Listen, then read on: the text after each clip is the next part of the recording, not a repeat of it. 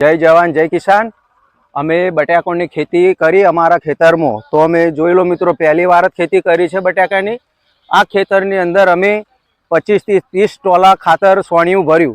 सोनिયું भर्या पछी अमे बटाका वाया पहली बार ज।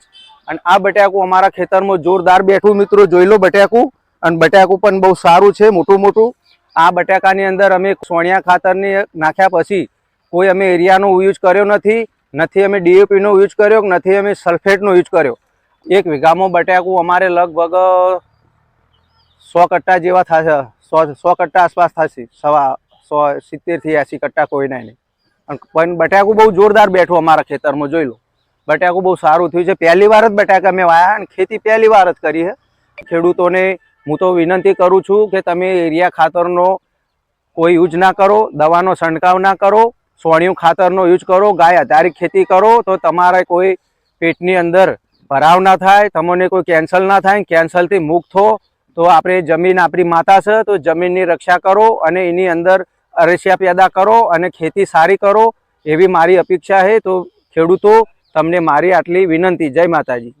मारू नाम उमेद सिंह सोलंकी दरबार छे।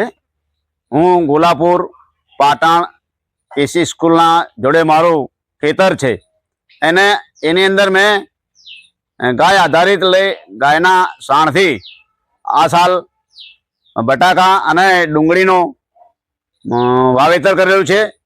जेनी अंदर मैं केमिकल फर्टिलाइजर के कोई पण रासायणिक खातरों उपयोग करेल नथी। अने मने आ पहली ज वार बटाकानी अंदर मबलक पाक पण मळ्यो छे। प्राकृतिक खेती करवाथी आपणी जे जमीन छे, जे धरती मां छे ए सजीव थाय छे। बीजू के आपणे खेडूत छीए, धरती माताना पुत्र छीए तो आपणे केमिकल वगरनु जे अनाज पकवीए, शाकभाजी पकवीए अने एना भाव पण अमने आपणे थोड़ा सारा वस्ती आपे छे। धारो के बजार में 15 रुपया होय तो अमने 20 रुपया किलोना भावे सारा माणसो पण लई पण जाय छे। अने आपणे प्राकृतिक खेती करी अने मां धरतीनु पब्लिकनु पण रक्षण करी सकीए।